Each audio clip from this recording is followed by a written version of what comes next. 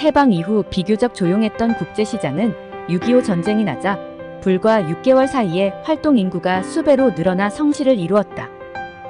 다시 1년 사이 이곳은 일약 한국 경제의 중추 시장으로 변모해 부산과 경남은 물론 전국의 상인들이 몰려들었다. 2003년 국제시장 번영회가 발간한 국제시장의 발자취, 책 속 시장의 역사를 구술한 대목이다.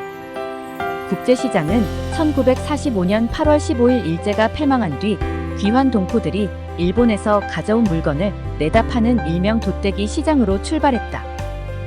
당시 돛대기 시장은 내용물을 일일이 확인하지 않고 보따리째 거래를 하던 시장을 일컬었다. 해방 직후에는 현재의 국제시장 자리가 공터였던 것으로 전해진다. 일본이 미군의 폭격에 대비해 화재가 도시 전체로 확산하지 못하도록 일정 구역의 공터인 소개지를 조성했는데 난민들이 공터인 이곳에서 물건을 팔기 시작하면서 점차 시장으로 발전했다. 국제시장은 1946년 처음 상인회가 결성될 때만 해도 200여 개 점포가 있었다.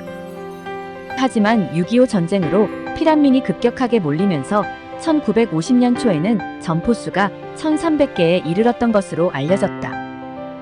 1953년 국제시장에서 대형 화재가 났는데 당시 신문 기사를 보면 발표된 피해액은 14억 300만 원에 이재민이 1만 명에 이른다.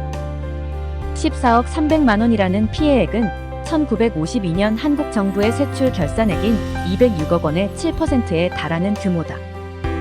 처음에는 피난민들이 미군용 통조림류, 모포, 군복, 군화, 양담배 등 군수품을 팔아서 재미를 봤다.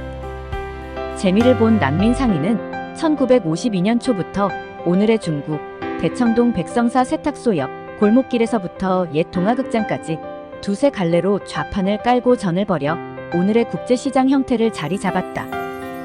상인 중 70%는 피난민이었고 이 가운데도 40%는 이북 출신이었다. 국제시장에는 미군 군수품이 엄청난 양으로 거래되자 1951년 5월 미 헌병이 대대적인 단속을 벌였다는 기록도 있다. 전국 최대 상권에서 이권을 차지하려고 주먹다짐, 칼부림, 폭력이 난무하기도 했고 사기꾼, 날치기, 들치기, 소매치기, 가짜 기관원들이 밤낮을 가리지 않고 상인들을 들볶아대 상인들은 보호장치 마련을 위해 부산지부 초대 헌병대장을 상인의 조합장으로 추대했다.